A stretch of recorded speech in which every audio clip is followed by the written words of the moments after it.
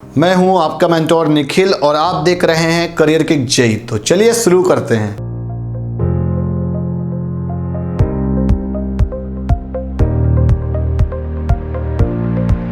इस वीडियो में बहुत ही ज़्यादा शॉर्ट वे में मैंने पूरा का पूरा डेटा एनालाइज कर लिया हुआ है। तो इसमें हम आईआईटीज़ की कट ऑफ बताने वाले हैं कि लास्ट ईयर हमको कितनी रैंक तक हमको आईआईटी मिला हुआ था और ओवरऑल कितने इंस्टीट्यूट पार्टिसिपेट कर रहे थे। तो ये प्रॉपर एक सीरीज़ है। आज की इस वीडियो में हम लोग सिर्फ आईआईटीज़ की कट ऑफ्स को लेकर बात करेंगे, उसको समझेंगे कि रियल में आईआईटीज़ की कट ऑफ्स होती कैसे हैं, कैसे आता है। अगर हमको पीडीएफ मिल गया है, सर मैंने कहीं से डाउनलोड कर लिया लेकिन मुझे वो पीडीएफ रीड करना नहीं आ रहा प्रॉपर, तो कितनी रैंक होनी चाहिए हमारी जेई एडवांस में कि हमको आईआईटी मिल जाए।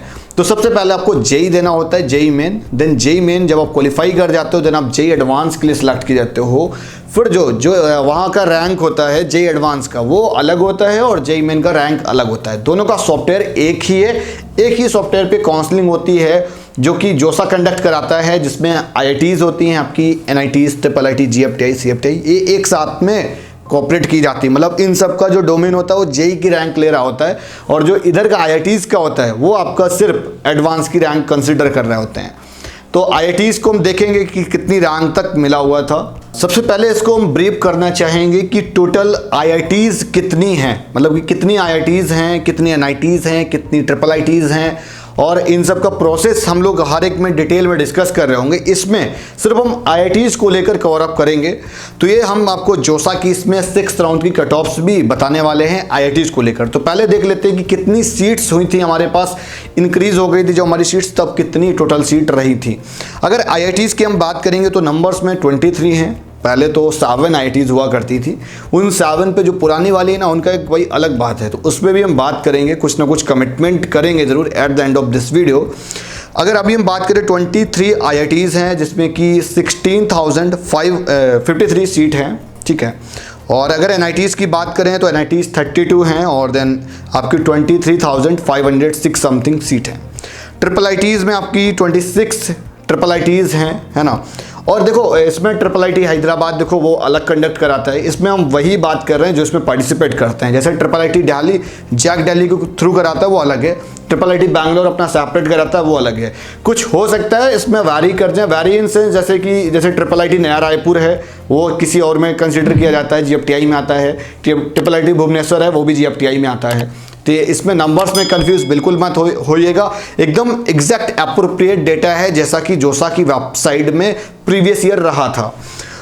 जीएफटीआई की अगर हम बात करें तो यहाँ पर हमारे पास 29 जीएफटीआई हैं। टोटल सीट्स जो हैं 5,620 सीट हैं। ट्रिपल आईटीज़ में 26 ट्रिपल आईटीज़ हैं, 5,643 सीट हैं।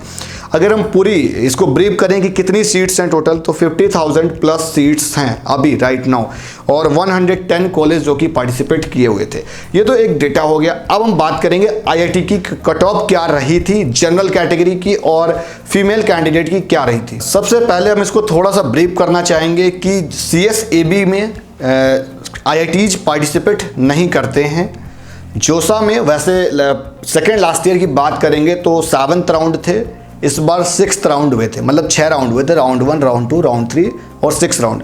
तो मैं आपको जो यहाँ पर कट ऑफ बताने वाला हूँ वो 6th राउंड के बिहाफ पर है। अगर हम आईआईटीज़ की अगर जनरल कैंडिडेट की बात करें कि कितनी रैंक तक हमको मतलब जनरल वाले कैंडिडेट को मिली थी, मतलब आईआईटी कोई भी आईआईटी की बात करें वो इजेंट मीन कि वो प्रीवियस पुरानी वाली थी या बढ़िया वाली थी, या कोई भी ब्रांच भी हम यहाँ पर कंसिडर नहीं करेंगे। यहाँ पर हम कैटेगरी पर भी प्रॉपर बात नहीं करेंगे, यहाँ पर हम सिर्फ जनरल कैंडिडेट की बात कर रहे हैं। तो जनरल कैंडिडेट का 18,548, ठीक है। तो ये हमारी जनरल की कट ऑफ रही थी, मतलब 18,500 समथिंग, मतलब पिछले 2 सालों से इसी पर थोड़ा सा अप डाउन थोड़ा सा वेरी कर रहा है।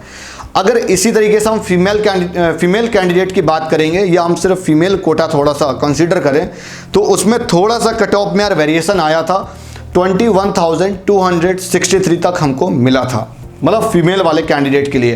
तो यार एक कोटा होता है जो कि यहाँ पर होम स्टेट और अदर स्टेट कोटा, जो कि IITs की काउंसलिंग में कंसीडर नहीं किया जाता है।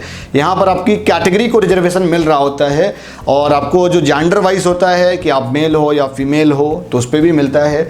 अगर आप PWD हो तो यार उसका प्रॉपर एक सिनेरियो ही अलग है। PWD के लिए एक अलग से रैंकिंग आता है ना, तो देन उस पर हम लोग फिर कभी डिस्कस करेंगे अगर आप लोग मुझे कमेंट करके बताएंगे तो।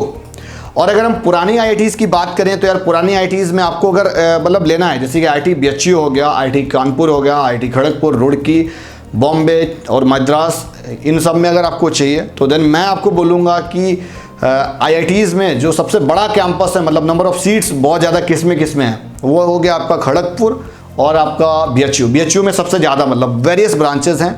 तो दैट्स वाई कि BHU में फार्मास्यूटिकल ब्रांच हमको 14,000 तक मिली हुई थी और इसी के साथ ISM धनबाद में भी हमको इसी मतलब 13-14,000 तक हमको मिली थी। तो ये एक वीडियो थी जो ओवरऑल मैंने आपको बताया कि अगर आपको JEE एडवांस में अच्छी रैंक स्कोर करना है, या अगर आपको मैं बोलूँगा अगर आपको यहाँ पर CS ब्रांच चाहिए या आपको ECE ब्रांच चाहिए या आपको इलेक्ट्रिकल ब्रांच चाहिए, कोई भी कोर ब्रांच चाहिए किसी IIT के अंदर, तो मैं बोलूँगा मतलब किसी IIT का सेंस की मतलब पुरानी वाली की मैं बात कर रहा हूँ, जो मतलब ओल्ड IITs हैं जिनका एक अपने आप में स्टैंडर्ड माना जाता है और बाकी आज के टाइम से नंबर्स ज़्यादा हो गए हैं।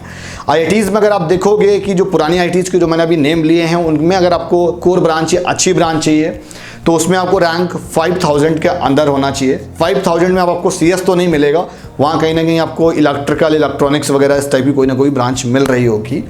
और थोड़ा सा आप जब काउंसलिंग करिएगा तो आप इसको थोड़ा सा बहुत अच्छे से सारी चीज़ें करनी होती है, जैसे कि आपकी कैटेगरी कौन सी है तो उसका एक प्रॉपर सर्टिफिकेट वगैरह बनता है। अगर पहली बार आए हो तो चैनल को सब्सक्राइब करिएगा और वीडियो पसंद आई हो तो लाइक करिएगा। और बहुत ही जल्द अगर आप लोग कमेंट करके मुझे बताएंगे या रिकमेंड करेंगे कि सर ब्रांच वाइज और कैटेगरी वाइज और डिस्क्रिप्शन चाहिए और डिटेल में चाहिए, तो हम उस पर ज़रूर एनालिसिस करके ले आएंगे। और बिकॉज इस पे हम हर एक चीज़ एनालाइज कर चुके हैं, सब कुछ बैकएंड पे रेडी है। और एक इंपॉर्टेंट चीज़, अगर आप कॉलेज प्रेडिक्शन करना चाह रहे हैं तो आप हमारा एप्लीकेशन करियर किक सर्विसेज का इंस्टॉल कर सकते हैं। अगर आपको करियर काउंसलिंग करानी है या गाइडेंस के रिगार्डिंग कुछ भी प्रॉब्लम आ रही है तो एज एन मेंटोर आप हमसे कांटेक्ट कर सकते हैं। उसके लिए आपको एक डिस्क्रिप्शन पर एक फॉर्म दे रखा है, वो आपको फिल करना होगा, जिसमें हम आपको कंप्लीट अपडेट देते हैं, वो आपकी JEE की हो या आपकी बेसिक काउंसलिंग हो। मिलते हैं नेक्स्ट वीडियो में, तब तक के लिए बाय बाय।